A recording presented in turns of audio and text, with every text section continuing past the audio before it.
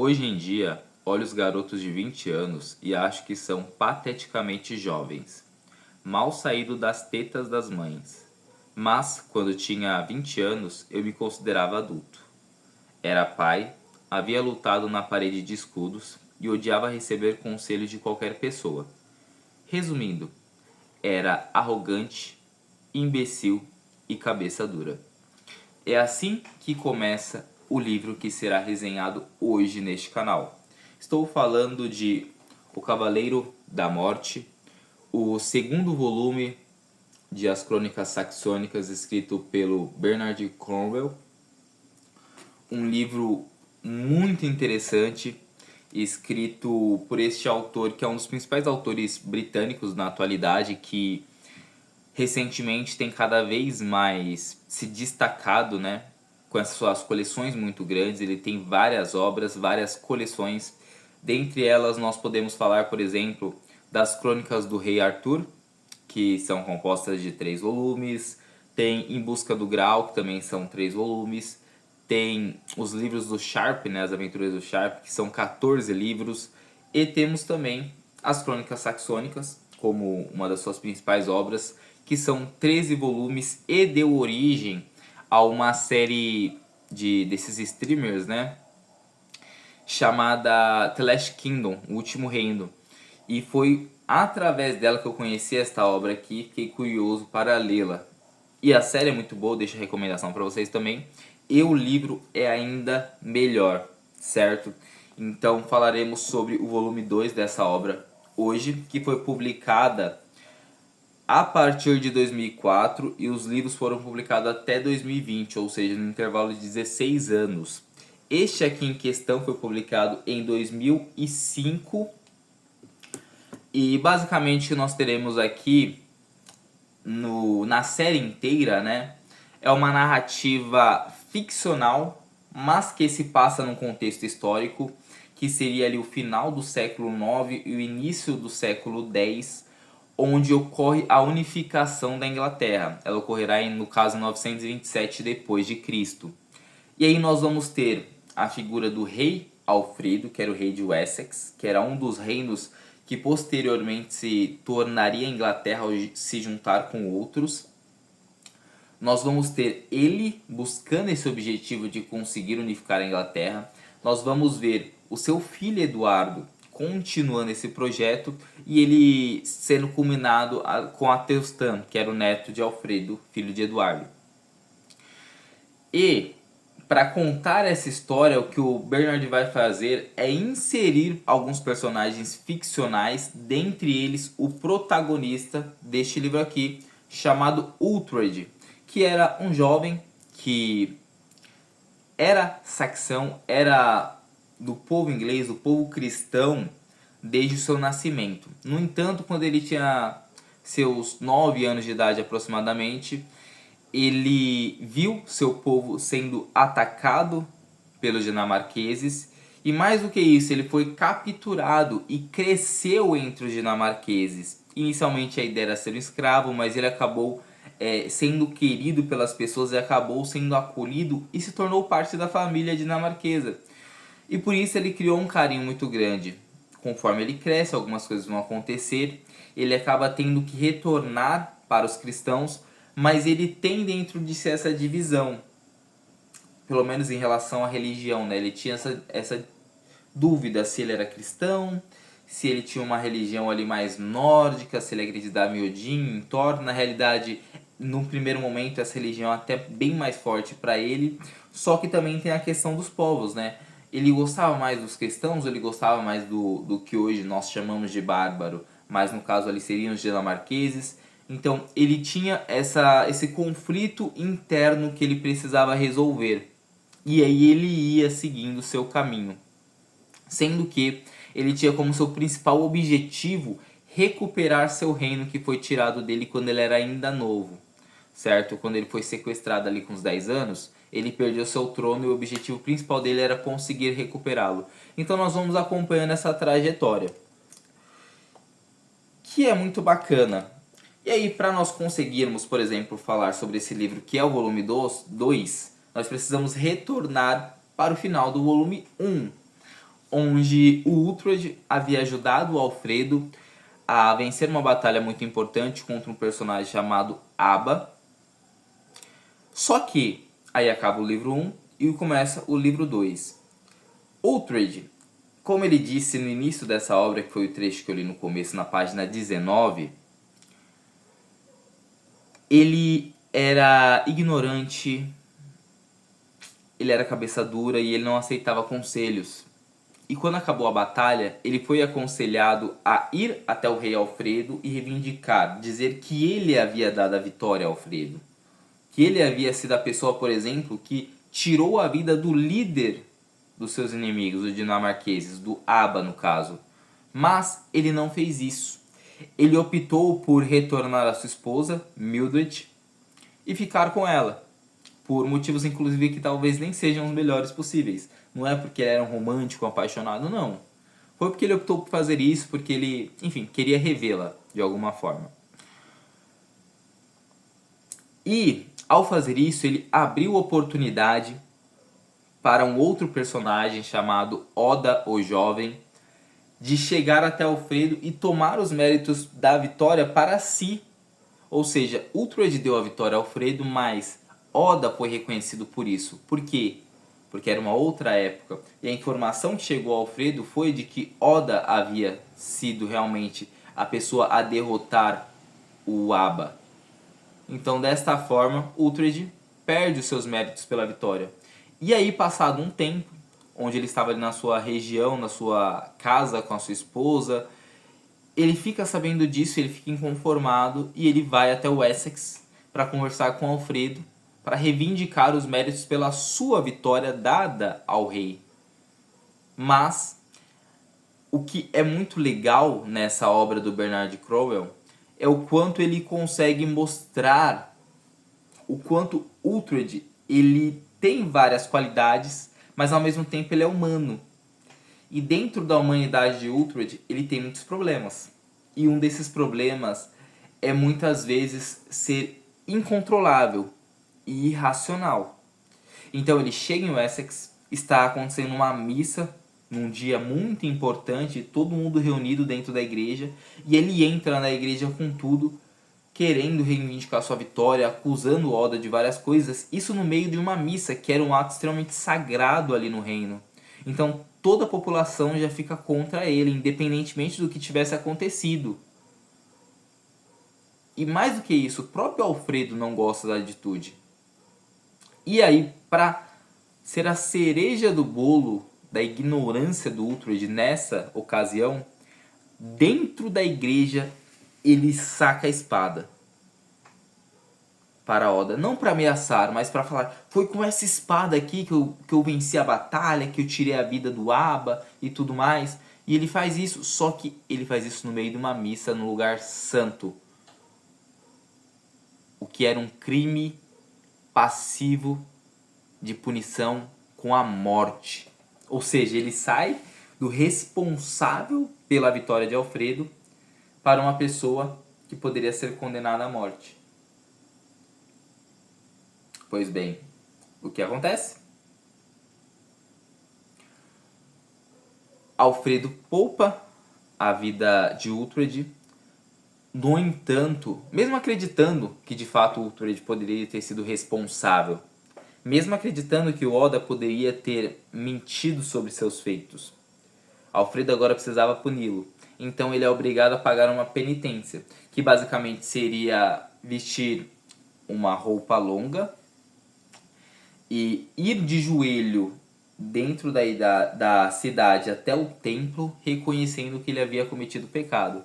E aí tem as partes engraçadas, né? Porque o Uhtred ele tem que pagar essa penitência junto com outro personagem chamado Ateuld, que é o filho, aliás, que é o sobrinho do rei, que era para ser o rei na realidade, né? O seu pai havia morrido, só que ele era jovem, ele tinha um comportamento meio inapropriado, e aí por isso Alfredo acabou se tornando rei. Mas ele tinha ambição dentro de si de tomar o reino de Alfredo.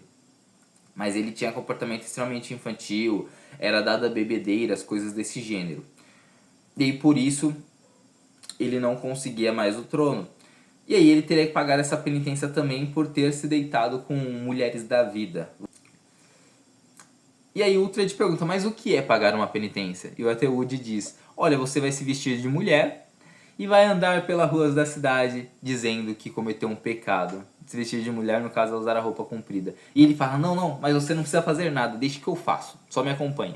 E aí ele vai lá de joelhos, dizendo, eu pequei, eu errei porque eu amo mulheres, eu amo tais partes das mulheres, e isso e aquilo e tudo mais, enfim. E isso é algo muito engraçado quando a gente vai assistir, vai lendo, né? E assistindo também, essa parte da série é muito engraçada.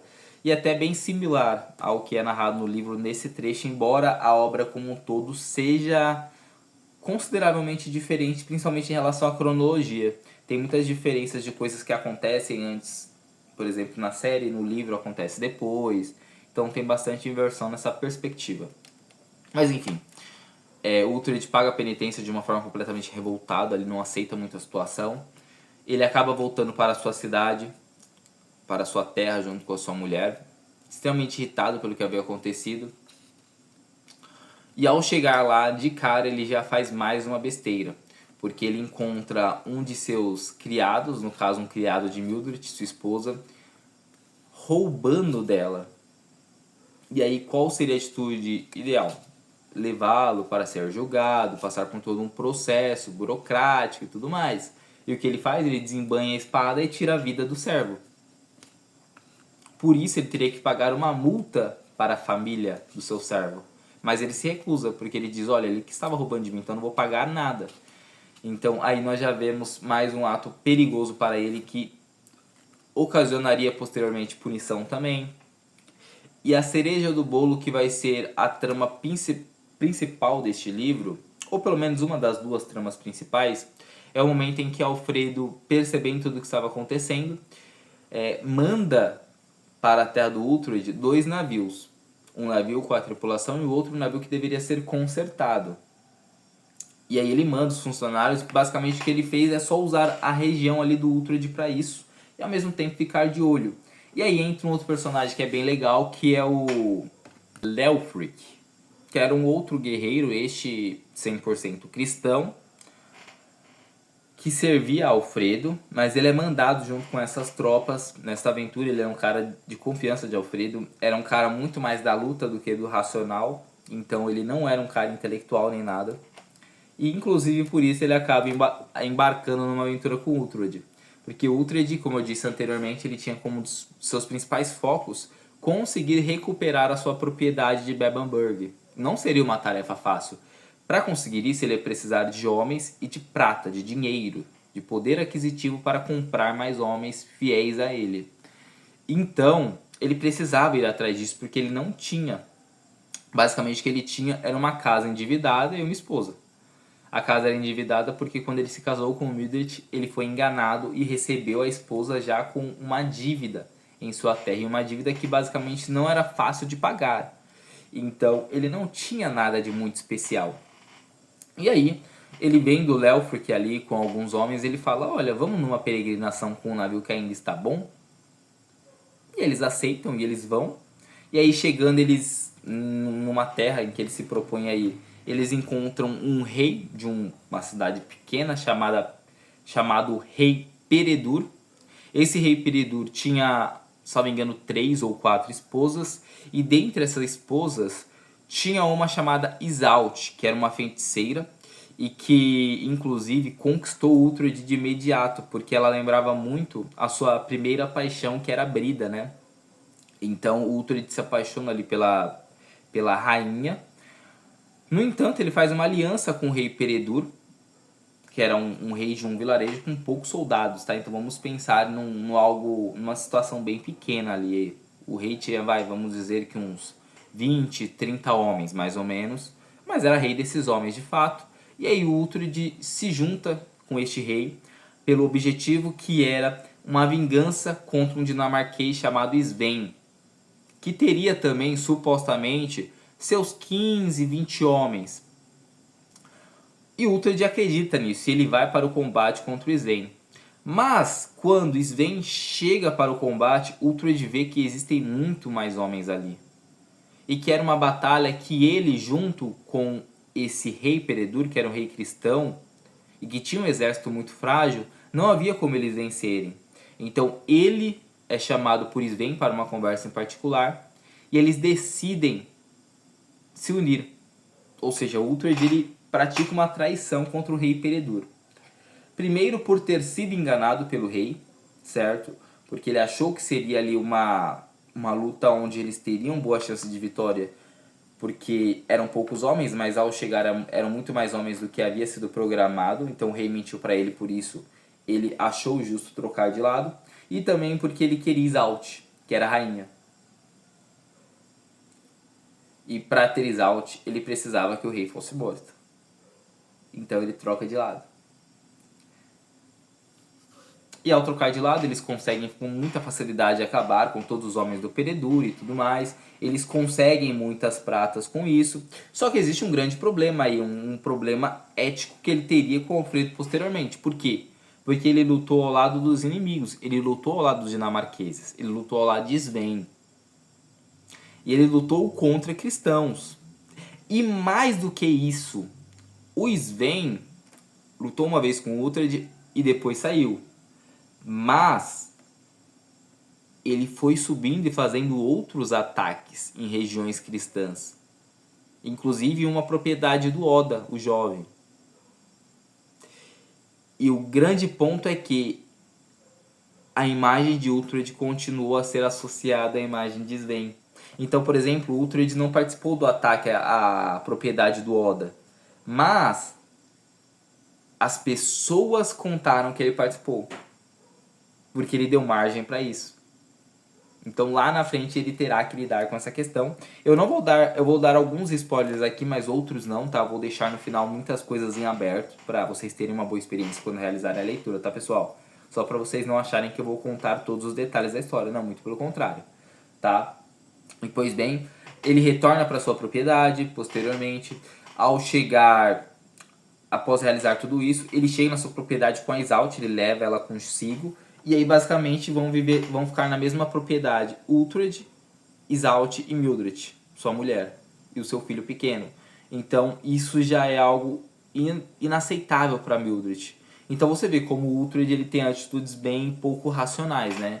Ele pratica um crime contra o seu povo, né? Afinal de contas, ele lutou contra os cristãos. Ele traz uma mulher para viver em constante adultério dentro do seu próprio lar e fere a honra de sua esposa. Ele fica extremamente revoltado e deixa de amar o seu filho, porque seu filho foi batizado como cristão e a sua religião era uma religião muito mais voltada ali para o mundo nórdico. Então nós vamos vendo várias questões do Uhtred que realmente não combinam com o rei que ele decidiu seguir, que era Alfredo, certo? Embora Alfredo ele seguisse ali por uma circunstância de momento, mas ele tem atitudes que vai completamente contra. E aí beleza, passa um tempo, o Uhtred pega parte do seu ouro que ele havia conquistado, ele chega no responsável por organizar as finanças do reino, ele dá uma peça preciosa e fala, olha, isso aqui quita as minhas dívidas com a igreja e permite que a minha propriedade não tenha mais dívida nenhuma. Aí beleza, ele consegue ali subornar o responsável por isso, o padre, e inclusive nesse contexto de subornar o padre, eu quero compartilhar um trecho com vocês, que vai se encontrar na página 120, que vai dizer o seguinte: há bons padres, Beoc é um, Willibald é outro, mas descobri em minha longa vida que a maioria dos homens da igreja prega os méritos da pobreza, enquanto corre atrás da riqueza. Adoram dinheiro, e a igreja atrai dinheiro, como uma vela traz mariposas. Ou seja, ele aponta aqui a hipocrisia dentro da religiosidade cristã.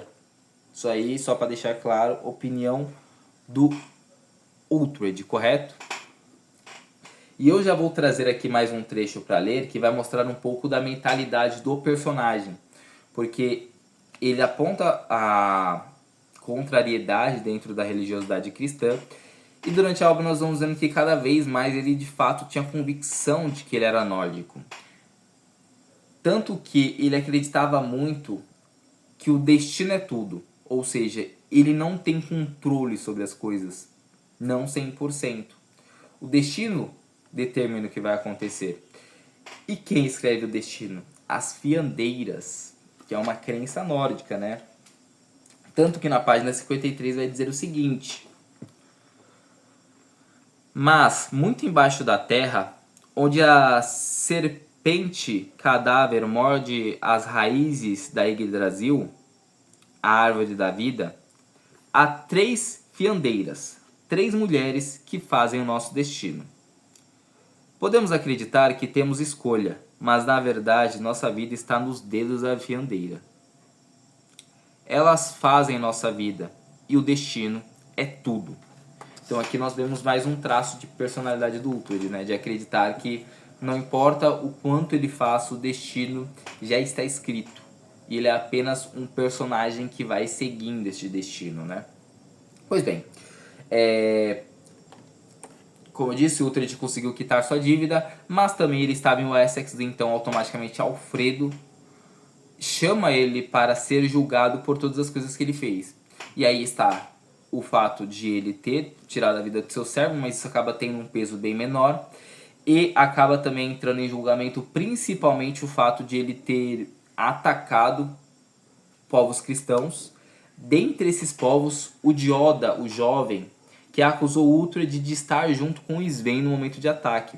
E mais do que acusar, ele traz testemunhas. E dentre essas testemunhas está o líder da guarda pessoal do Oda, que é o Estiapa, que é um lutador magnífico, um dos melhores de Wessex.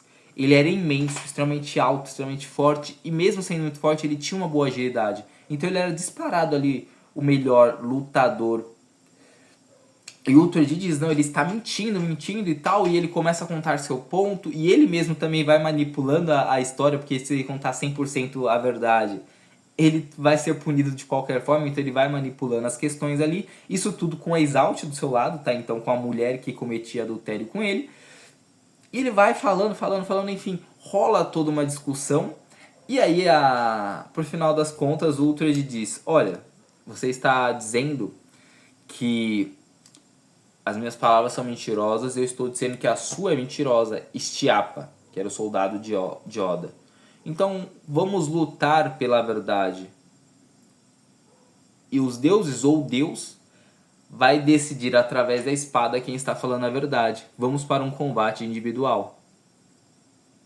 Aí você pode pensar, poxa, o Uhtred se safou bem, né? Não.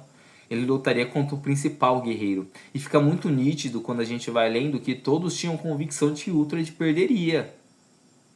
E nem o Alfredo fica feliz com isso, porque o Alfredo não queria que nenhum dos seus 2 principais guerreiros morressem. Então ele não fica satisfeito, mas se era para a justiça ser feita, ele aceita. Vai acontecer o combate começa, e aí está Uhtred e Estiapa lutando ali de forma perspicaz até a morte. O Uhtred muito mais leve, bem mais frágil, decidiu lutar até sem escudo e sem cota de malha para ganhar em agilidade. E vai acontecer no combate, o Uhtred até estava se saindo bem, mas o combate não chega ao final, porque a cidade de Wessex é invadida pelo Guthrum, que havia selado uma trégua com Alfredo após a derrota de Aba, mas era uma trégua falsa, e aí o Wessex é invadido bem no meio do combate quando a cidade está vulnerável. E aí, eu vou caminhando para o final do vídeo, mas o livro tem muitos acontecimentos extremamente importantes que vão acontecer a partir desta invasão, mas eu quero deixar em aberto para vocês lerem e terem a experiência, certo? Mas basicamente, eles atacam com tanta força que o Essex não consegue se defender. O que eles conseguem fazer é fugir. E eles se refugiam num pântano, e a partir daí nós vamos ver como Alfredo, Uhtred e Leofric vão se organizar para tentar recuperar o Essex de alguma forma.